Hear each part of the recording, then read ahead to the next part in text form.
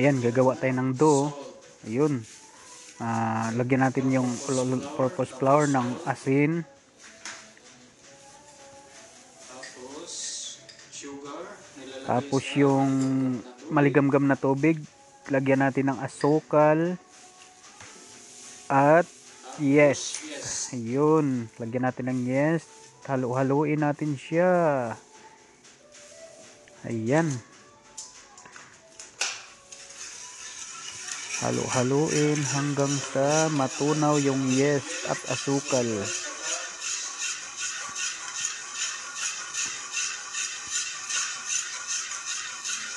Ayun. Gagawa tayo ng dough dahil gagawa tayo ng chicken pizza. Homemade chicken pizza. Ayan, hanggang sa matunaw yung yes at asukal.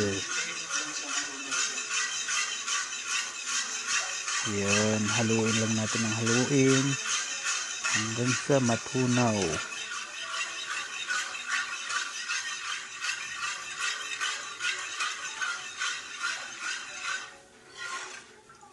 Ayan, saka natin ayan, halu-haluin natin yung yes, saka maligamgam na tubig, saka may asukal yan. Halu-haluin natin hanggang sa matunaw yung asukal at yes. At saka natin siya ilagay sa all-purpose flour natin. Gagawin natin ay dough para sa chicken pizza. Ayan, gagawa tayo ng dough. Ayan na po yung dough natin. Gagawin nating dough.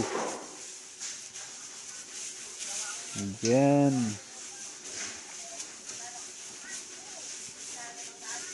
Harina na may asin.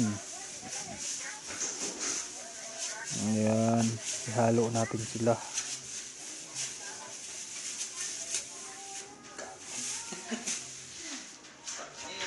May gloves doon, no? Doon sa balde na itim sa loob. Yan, lagyan ng konting mantika. Yan, lagyan natin siya ng oil. Yan. Tapos saka natin siya i-mix.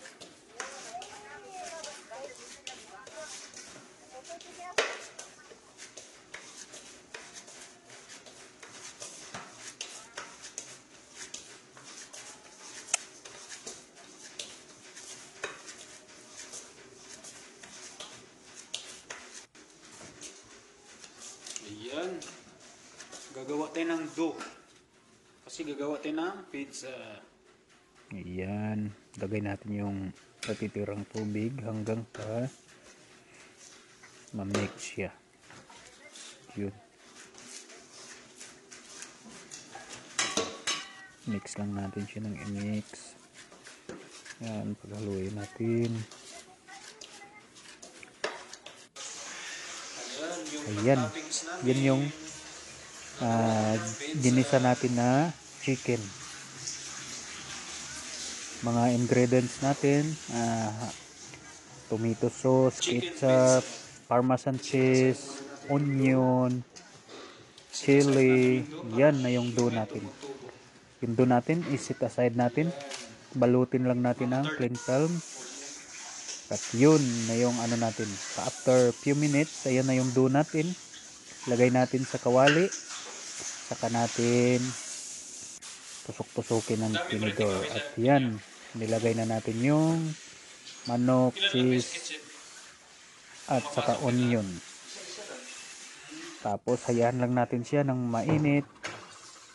Ayan na po yung finish na pizza natin. Ayun, yummy chicken.